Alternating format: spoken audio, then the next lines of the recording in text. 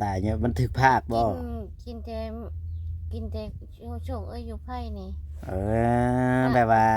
จะอยู่ภายแล้วเฮาบ่จักแล้วหาเนาะโดยเอาไก่ไข่เอาข้าไก่เอาไข่มาอันนั้นเลย เฮ็ดอยู่เฮ็ดกินคือว่าแหละไปให้อ้ายสิงไปหากะคือว่าปะบ่ได้คือว่าแหละอยู่ผู้เลยเดียวเอาอยู่ผู้เดียวแหล้วเนาะแม่ก็สิปะกะ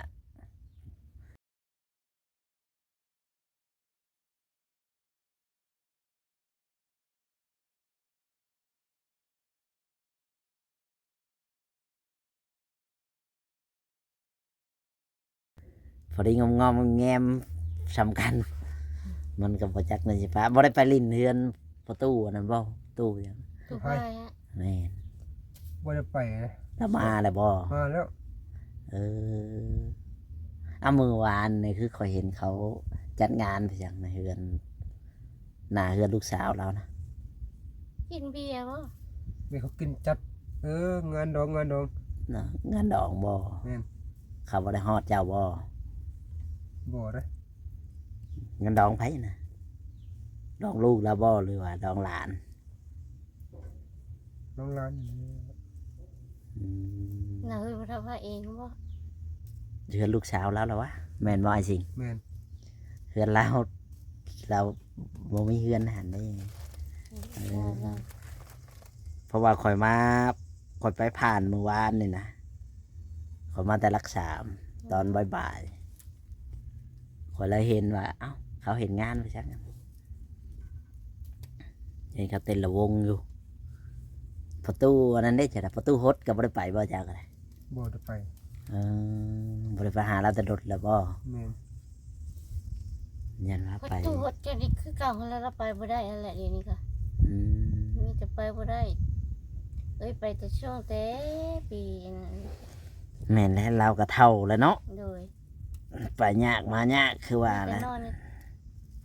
ตามภาเตีษายงเตียงในตู้พุ่นเลยอืนอนมนั่นเลย ข่อยก็บ่ได้เข้าไปได้ตั้งแต่พูดเลยเกือบเป็นปีแล้วมั้งบ่ได้เข้าไปนี่เพราะว่าเมื่อก่อนเคยไปมุงเขาเฮ็ดอันนั้นเด้เฮ็ดโรงงานบ่นั่นน่ะ แม่นงานเอียดบัดนี้เขาตันแล้วของประจักษ์ทางเขา เป็นเตรียมมาเลยอืมเขาตัดแล้วมันบัวจักบัดฮะก็เลยบัดอยากคิดอยากไปอยุไปเยี่ยมไปยามแล้วก็มันบ่มีก็เลยแล่นโดนคอยก็แล่นผ่านที่หนึ่งอะนะให้หน้าพุ่นเลยอืมคิดว่าประมาณนั้นแล้วเออประตูพายก็บ่ได้มาลิ้นน้ำเจ้าบ่ไอ้สิบ่เลยบ่ได้มาแต่ เอาเลยตั้งแต่เรามานี่เราเคยมาลิ้นน้ำอยู่บ่บ่มันมาเลยเจ้าก็บ่ได้เคยไปลิ้นน้ำลาวเลยเนาะแม่นอืมข่อยก็บ่ได้ฮู้เดี๋ยวแต่เก่าเราก็อันนั้นอยู่เพราะว่าเดี๋ยวนี้ก็บ่ฮู้ว่าเราอยู่หรือบ่อยู่นะเฮาก็บ่ฮู้เฮาคันแม่นสิเข้าไปก็ยันบ่พอแล้วไปโทรหาก่อนนะโทรเพิ่นก่อนมีเบอร์โธ่ก็บ่จักเบอร์บ่จักบ่จักเบอร์บ่จักหยังแล้วเพราะตอนนี้เราบ่อยู่หรอกตอนนี้เราไปกันเลยแล้วอืมเนี่ยพาย เราก็ยังคือเก่าเราเนาะเออเรามาแต่หาเงินเราก็แล่นไปใครอยู่ดอกเราก็ยังเฮ็ดเวียกเฮ็ดงานได้อยู่เราเอาเมียแล้วบ่จังว่าเออท่านได้เอาอืมคิดว่าเราเอาเมียคิดใช่ว่าเราสิลงเอาเมียอยู่พุ่นว่าอยู่ใต้ ถ้ากันเลือดตัวนี้เด้อ เพราะว่าเมื่อคอยได้ยินเขาถามนะเขาเบาพรบอกเบาจังนะคือจะเบาเขามาหาเจ้านะเตรียมว่าเขาเราว่าเราสิไปเอาเมียนะว่า สักนิดเด้อตัวนี้เด้อ อันนี้คอยก็ได้ยินในคลิปชื่อๆดอกแต่คอยก็บ่แน่ใจ เพราะว่าหาเบิ่งคลิปเขาก็เลยแต่ว่าช่วงนี้ก็บ่เคยเห็นเขาถ่ายเด้ก็คอยเชื่อบ่แน่ใจว่าเรามาแม่นะเพราะมีคนเข้าถ่ายบ่เห็นเขาถ่าย เพราะว่าถ้าว่าเขาไปบ่พ่อก็คือเก่าฮะแล้วมันก็ไม่ได้แล้วเสียเวลาคือเก่าก็เลยว่าถ้าว่าเห็นเขาถ่ายเขาก็ยังสิเข้าไปถึกนะเขาก็ยังสิรู้จักว่าเขาถ่ายยังพ่อแล้ว อันนี้คือว่าบ่ได้มีคนถ่ายเราตั้งแต่ดนแล้วเด้ ไม่มีนะ ก็ถือว่า ปลอดภัยครับ ถือว่า3-4 เดือนแล้วที่ว่าบ่เห็นเขาถ่าย จากแรกเขาคันเขาถ่ายหรือว่าคลิป มันบ่เด้งก็มีเฮาก็บ่เห็นหั่นนะ แม่น เฮาเพราะว่าเฮาบ่ได้ติดตามเขาเด้ แม่น อืมนี่แหละพี่น้องเอ้ยเจาะทางไอซิงน้ำเจ้าก็ออกแห้งอยู่ไอซิงน้ำที่เจ้าน้ำก๊อกเจ้านะเจ้าโยมก็ได้ แห้งอยู่ แห้งอยู่แล้ว กินได้นี่บ่น้ เธอก็กินเธอก็บ่มีเงินชื่อก็กินน้ำก๊อกอะไรมันเย็นดิ ำนั่น อ้าว แหละ ถ้าซื้อนี่เขาต้องไปแบ่งออกมาบ่ จะเอามาช่วงไง อ่า จะมาส่ง แกมันหอดไปนี่ก็กินน้ำเย็นน้ำก๊อกอันนี้มันเย็น อืม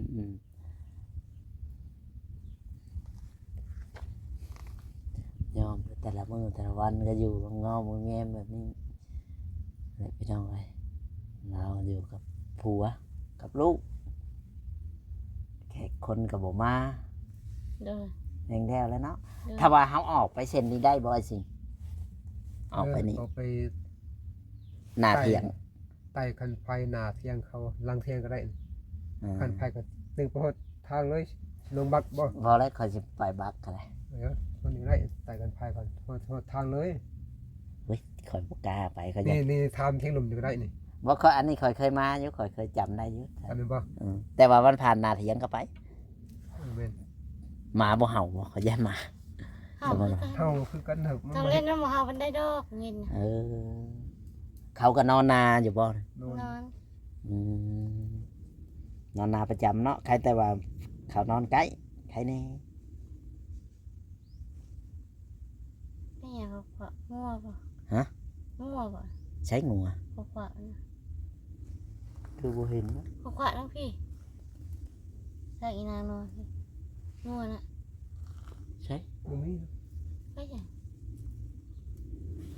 ก็ควบเขาก็ได้ยินอยู่แต่ว่าบ่ฮู้ว่าจะเป็นหยัง พี่จะ เอาแล้วแม่นหยังเราก็ควบ จับ คือว่าแล้วเนาะอยู่นี่ไปนี่เป็นพี่ประชาแล้วเนาะไกลๆบ่ทางหลังอย่าพี่ อันนี้มัน มั่วเลย หืม ขวะอะไร บ่มันก็กดทางนี้เพราะว่า เฮ้ยอ่ะน้องเห็นอ่ะ บ่เห็นบ่ได้เห็นเนี่ยบ่คิดย่านบ่ให้สิงอยู่ไกลแบบนี้ บ่ได้บ่ได้ขึ้นได้ขึ้น เออ หาเข่ามันมียันมีเข่ากินหั่นนะขึ้น เอ เยอะเลย อ ขึ้นในเข่าเลย คือข้าวน้ำจำปาเลยทีนี้ อืม งอดอยู่ค่ะ คิดว่าย่านบ่มีข้าวกินเนาะ แม่น อย่างอื่นน่ะบ่ย่าน อย่างอื่นบ่ย่านดอก เออจักสิย่านอย่างไรเนาะย่านกับจักสิอยู่ใช่ไหม มันก็ต้องจิ ย่าน มันก็บ่ได้แวมนอยู่ใกล้เนาะมันก็อยู่ผู้บ่ไกลๆจากถนนใหญ่มานี่กับบ่แม่นเกือบโลนึงหรอวะ 2 กิโล จากถนนใหญ่มาหาเถียงเจ้านี่มาหาเฮือนเจ้านี่ได้ แม่น 2 กิโลติ แม่น แม่นว่าสิเขาว่าโลปลาย มันก็ไกลเติบอยู่เนาะ ใกล้ตึกอะไร อืมแม่นนั่นแล้ว มันก็บอกเป็นตาย่านเนาะอืม เด็ดคนในเนาะ แม่นนะแดดแบบเอาแบบใดแบบหนึ่งคือฝนสิตกหักตกกับพอดีช่ำนี่เนาะ แม่น กันสิตกแห้งแน่ก็บ่แห้งอะนะพอดีแบบ มาป่ะ ดินลายใช้หมานะ ไอ้ชาวขวะขวะ ในใช้ คนทางโดนค่ะนนกุ๊กกุ๊ก ไฟสิจาก นนกุ๊กนะกุ๊ก บ่ฮู้ยังไงข่อยก็บ่จักคือกันข่อยบ่เห็น กุ๊กมันทำกากุ๊กมันทำกา อืมนี่แหละพี่น้องไก่กาเราก็บ่มี มากับบ่มี หมาก็บ่มีใช่เจ้าคือมีตอนนั้นคือมีหมา โล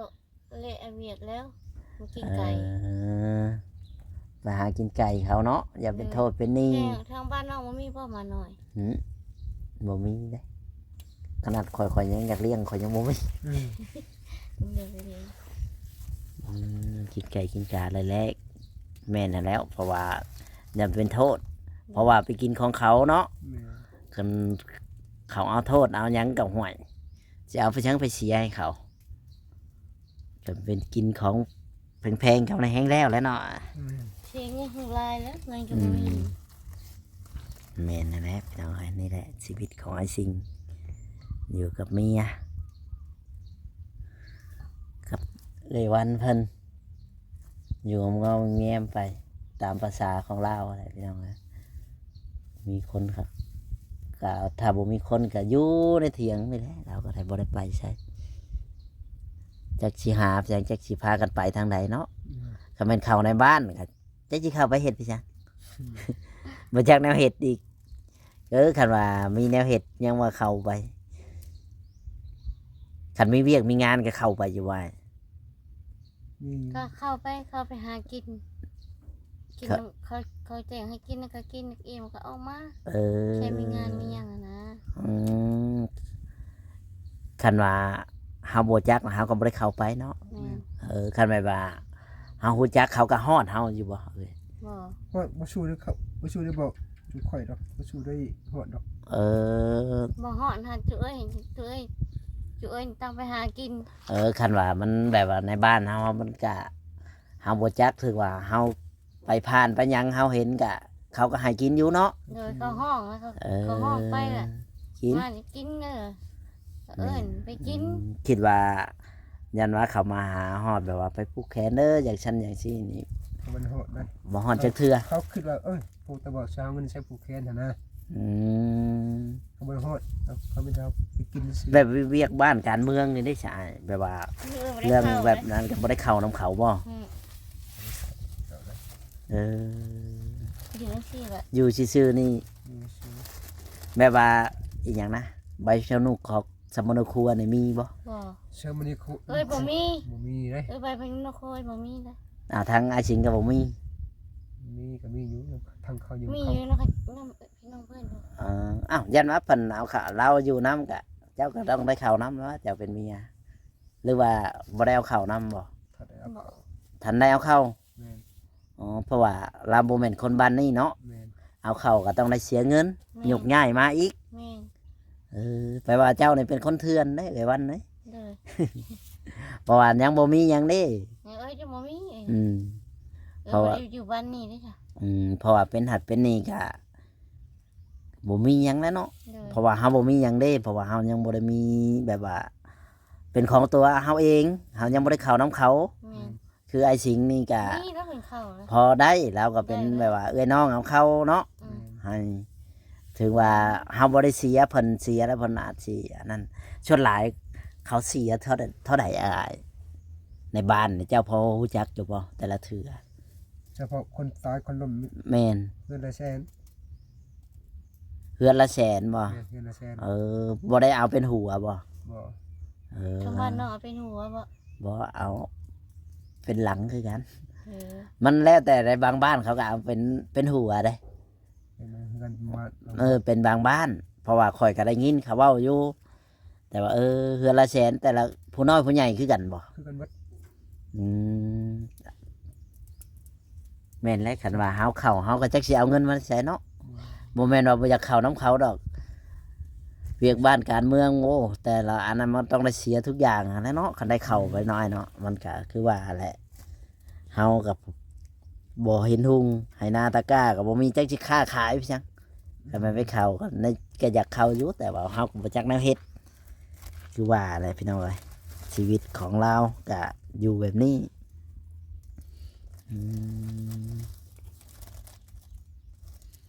นี่นแหละอยู่มาเมีย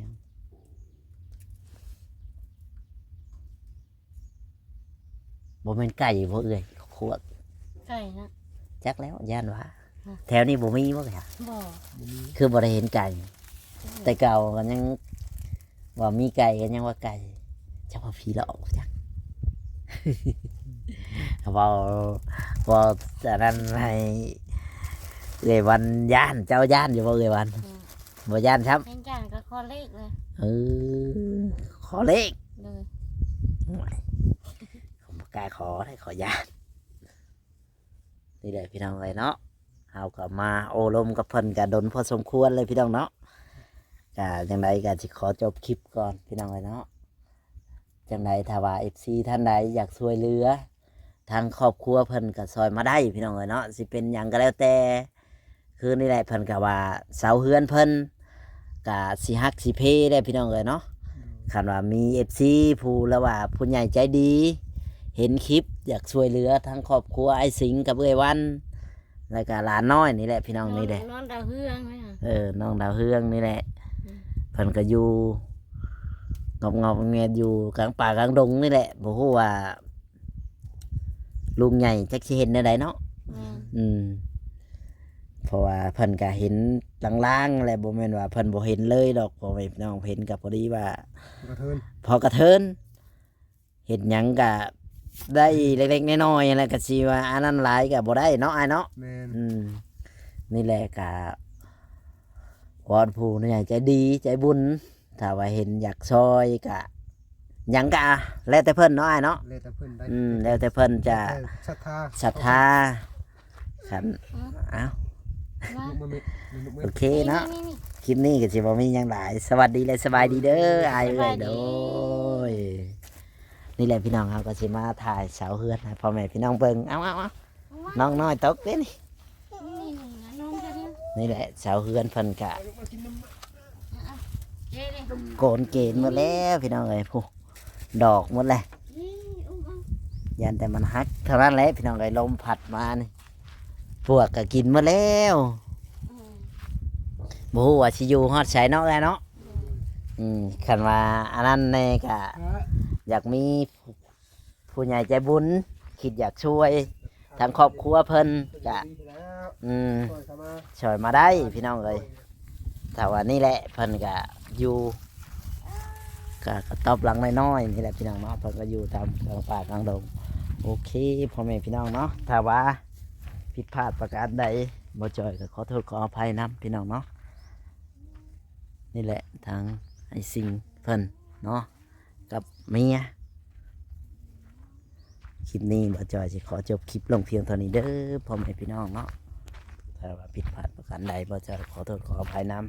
มาเยี่ยมยามทำข่าวอัปเดตให้พ่อแม่พี่น้องเบิ่งเนาะทางช่องพ่อน้องปามก็ได้พี่น้องเนาะติดตามนำกันพี่น้องเนาะกล่าวคำว่าสวัสดีและสบายดีเมื่อสุขุสุขคนพี่น้องเอ้ย